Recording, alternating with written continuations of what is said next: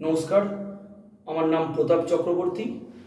আমি আজকে একটা বিষয় নিয়ে আলোচনা করব, যেটি ক্লাস 11-এর ফার্স্ট সেমিস্টারের পশ্চিমবঙ্গ সরকারের 11-এর ফার্স্ট সেমিস্টারের রাষ্ট্রবিজ্ঞানে এবং কলেজের কলকাতা বিশ্ববিদ্যালয়ের সিভ্যাক পেপার হিসাবে যে সংবিধান আছে সেখানেও এটা কাজে লাগবে, বা অন্যান্য যে কোনো সাধারণ ব্যক্তিদের ক্ষেত্রেও কাজে লাগবে। সেই বিষয়টি হলো ভারতীয় যুক্তরাষ্ট্রের প্রকৃতি।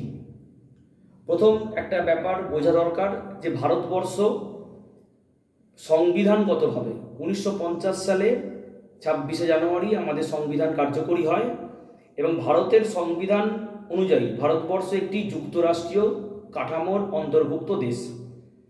এই যুক্তরাষ্ট্রীয় ব্যাপারটা একটু বোঝা দরকার। ভারতবর্ষ ছাড়াও পৃথিবীতে আমেরিকা, সেটিও যুক্তরাষ্ট্রীয় কাঠামোর মধ্যে অন্তর্ভুক্ত। তো যুক্তরাষ্ট্র বলতে আমরা কি বুঝি, আগে এই ব্যাপারটা একটু বোঝা দরকার। যুক্তরাষ্ট্র ব্যাপারটা হলো যে দেশে অনেকগুলি অঙ্গরাজ্য এবং অনেকগুলি অঙ্গরাজ্যকে নিয়ন্ত্রণকারী একটি কেন্দ্র সরকার বর্তমান থাকে। সাধারণভাবে আমেরিকা যুক্তরাষ্ট্রতে 50টি অঙ্গরাজ্য আছে এবং 50টি অঙ্গরাজ্যকে নিয়ন্ত্রণ করে একটি কেন্দ্র সরকার। ঠিক সেইভাবেই ভারতবর্ষতেও বর্তমানে 28টি অঙ্গরাজ্য আছে। প্রত্যেকটি অঙ্গরাজ্যে একটি সার্বভৌম স্বাধীন সরকার আছে, এবং এই প্রত্যেকটি সরকারকে নিয়ন্ত্রণ করবার জন্য প্রত্যেকটি সরকারের সঙ্গে সংঘবদ্ধ হয়ে আছে কেন্দ্র সরকার। বিষয়টাকে একটা এক্সাম্পল দিলে পরিষ্কার হবে, সেটা হচ্ছে মালার মতো। মালাতে যেমন অনেকগুলো ফুল থাকে এবং রং বেরঙের ফুল থাকে, অনেকগুলো ফুলকে যেমন মালাতে একটা সুতো, একটা দড়ি প্রত্যেকটা ফুলকে একে অপরকে ধরে রাখতে সাহায্য করে, ঠিক সেরকমভাবে ভারতবর্ষে প্রত্যেকটা অঙ্গরাজ্য একে অপরের সঙ্গে যুক্ত হয়ে আছে সংবিধান দ্বারা। যে সংবিধান সুতোর মতো অঙ্গরাজ্যগুলিকে আটকে রেখে দিয়েছে। ভারতবর্ষের যে অঙ্গরাজ্যগুলি আছে প্রত্যেকটি অঙ্গরাজ্যে একটি নির্বাচিত সরকার আছে, আবার ভারতবর্ষে একটি কেন্দ্র সরকারও আছে। অর্থাৎ আমাদের দেশে দুটি সরকার বর্তমান। একটি কেন্দ্র সরকার, যে কেন্দ্র সরকার নিউ দিল্লিতে সংসদ সেই নির্বাচন হয়। কেন্দ্র সরকারের যে আইনসভা, সেই আইনসভার দুটি কক্ষ, নিম্ন কক্ষের নাম লোকসভা, উচ্চ কক্ষের নাম রাজ্যসভা। সমস্ত দেশ থেকে বিভিন্ন রাজনৈতিক দলের প্রতিনিধিরা লোকসভাতে as a member of parliament অর্থাৎ এমপি হিসাবে নির্বাচিত হয়ে যান, এবং এমপিদের দ্বারা তৈরি হয় কেন্দ্র সরকার। বিভিন্ন রাজনৈতিক দলের এমপিরা সেখানে উপস্থিত হন। সেই এমপিদের মধ্যে লোকসভাতে মোট এমপির সংখ্যা বর্তমানে 545টি। তার মধ্যে যে রাজনৈতিক দল সব থেকে বেশি আসন সংগ্রহ করতে পারে, 50%-এর বেশি, কোনো একক বা জোটবদ্ধ হয়ে একাধিক রাজনৈতিক দল যদি 50%-এর বেশি আসন দখল করতে পারে, তাকে বলা হয় কেন্দ্র সরকারের শাসন বিভাগ। এবং সম্পূর্ণ লোকসভাটাকে বলা হয়, রাজ্যসভাকে বলা হয় লোকসভা নিম্নকক্ষ, রাজ্যসভা উচ্চকক্ষ। রাজ্যসভাতেও 242 জন মনোনীত প্রার্থী থাকে, তারা কেউ ভোটে নির্বাচিত হয় না, তাদেরকে বিভিন্ন রাজনৈতিক দল মনোনয়ন করে। তো এই লোকসভা এবং রাজ্যসভা নিয়ে তৈরি হয় কেন্দ্রীয় আইনসভা। কেন্দ্রীয় আইনসভার সব থেকে পাওয়ারফুল হলো নিম্নকক্ষ, তার নাম লোকসভা।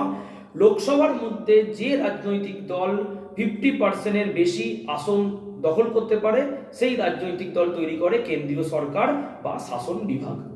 এই হচ্ছে কেন্দ্র সরকারের ব্যাপার। ঠিক একইভাবে প্রত্যেকটা অঙ্গরাজ্যে নির্বাচন হয়। অঙ্গরাজ্যের যে আইনসভা তাকে বলা হয়, তার নিম্নকক্ষকে বলা হয় বিধানসভা, উচ্চকক্ষকে বলা হয় বিধান পরিষদ। যেমন পশ্চিমবঙ্গের বিধানসভার 294টি আসন আছে। যারা বিধানসভায় ভোটে যেতে তাকে বলা হয় MLA, member of legislative assembly. সব থেকে বেশি এমএলএ সিট আছে ইউপিতে, উত্তরপ্রদেশ, সেখানে 400টি আছে। মহারাষ্ট্রে 290টা, বিহারে 290টা।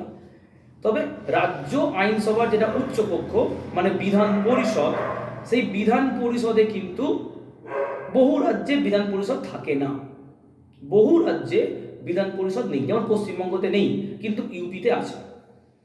যেমনভাবে লোকসভাতে নির্বাচিত প্রতিনিধিদের মধ্যে যে রাজনৈতিক দল সব থেকে বেশি আসন দখল করে, 50%-এর বেশি আসন দখল করে, তারা তৈরি করে কেন্দ্রে শাসন বিভাগ, ঠিক সেরকমভাবেই রাজ্যের মধ্যে যে রাজনৈতিক দল সব থেকে বেশি আসন পায়, মানে 50%-এর বেশি পায়, সেই রাজনৈতিক দল তৈরি করে রাজ্যের শাসন বিভাগ বা রাজ্য সরকার। এইভাবে রাজ্য সরকার এবং কেন্দ্র সরকার নির্বাচিত হয়। তো ভারতবর্ষের ক্ষেত্রে যেটা হয়, ভারতবর্ষে রাজ্য সরকারও স্বতন্ত্র, কেন্দ্র সরকারও স্বতন্ত্র। আমাদের দেশের সংবিধান নির্দিষ্টভাবে বলে দিয়েছে যে কেন্দ্র সরকারের দায়িত্ব কী কী, যেমন পররাষ্ট্রনীতি, অর্থ, ব্যাংকিং, যোগাযোগ, এগুলো সবই কেন্দ্র সরকারের বিষয়। অন্যদিকে কৃষি, শিল্প, পুলিশ, আইন, প্রশাসন, এগুলো সব রাজ্য সরকারের বিষয়। তো কেন্দ্র এবং রাজ্য সরকারের মধ্যে ক্ষমতা সুন্দরভাবে বন্টন করা আছে। কিছু বিষয় যুগ্ম আছে, যেমন শিক্ষা বিষয়ে কেন্দ্র এবং রাজ্য উভয় সরকারই সমান পরিমাণে দায়িত্ব নেবে। তো যে দেশে কেন্দ্র এবং রাজ্য সরকারের মধ্যে ক্ষমতা সুন্দরভাবে বণ্টিত করা আছে এবং সংবিধান যেখানে সবথেকে উঁচু সার্বভৌমত্বের প্রতীক, যেখানে কেন্দ্র সরকার এবং রাজ্য সরকার উভয়কেই সংবিধান মেনে চলতে হবে, সেই সাংবিধানিক সার্বভৌম যে দেশে আছে এবং কেন্দ্র এবং রাজ্য সরকারের মধ্যে ক্ষমতা সুবণ্টিত আছে এবং প্রত্যেকটা রাজ্যে সঠিকভাবে ক্ষমতা বণ্টিত হয়, সেই রাজনৈতিক ব্যবস্থাকে বলা হয় যুক্তরাষ্ট্রীয় শাসন কাঠামো, যার সব থেকে ভালো এক্সাম্পল ভারতবর্ষ। ভারতবর্ষে কেন্দ্র এবং রাজ্য সরকারের মধ্যে ক্ষমতা সুবণ্টিত। যেমন এই বছর 2026-এর আগে পশ্চিমবঙ্গে রাজ্য সরকার চালাতো তৃণমূল কংগ্রেস, কেন্দ্রে ছিল 2014 সাল থেকে বিজেপি। বর্তমানে বিজেপি একা 545টির অর্ধেক 272টি আসন পায়নি। সেই জন্য বিজেপি কি করেছে, বিজেপি, জেডিইউ, টিডিপি, এদের এই সমস্ত দলগুলোর সঙ্গে জোট করে একটা জোট সরকার, মানে এনডিএ নামক একটা জোট দল তৈরি করেছে, তারা দেশ চালাচ্ছে, লিডিং কিন্তু বিজেপি। পশ্চিমবঙ্গে কি হয়েছিল 2026 পর্যন্ত, 2011 থেকে 2026 মমতা বন্দ্যোপাধ্যায়ের তৃণমূল কংগ্রেস ক্ষমতা দখল করেছিল। তাহলে আমাদের রাজ্যে ছিল তৃণমূল কংগ্রেস দ্বারা পরিচালিত শাসন বিভাগ, মানে রাজ্য সরকার, আর কেন্দ্রে 2014 সাল থেকে আছে বিজেপির নেতৃত্বে প্রতিষ্ঠিত কেন্দ্র সরকার। 2026-এ কি হলো, বিজেপি রাজনৈতিক দল হিসাবে পশ্চিমবঙ্গে 294টি এমএলএ আসনের মধ্যে বেশিরভাগটি দখল করেছে, ফলে 50%-এর বেশি পেয়েছে, ফলে বিজেপি তৈরি করেছে বর্তমান রাজ্য সরকার। এইভাবে কিন্তু রাজ্য সরকারের যে দায় দায়িত্ব সেটা সংবিধান অলরেডি বলে দিয়েছে, কেন্দ্র সরকারের যে দায় দায়িত্ব সেটা অলরেডি সংবিধান বলে দিয়েছে।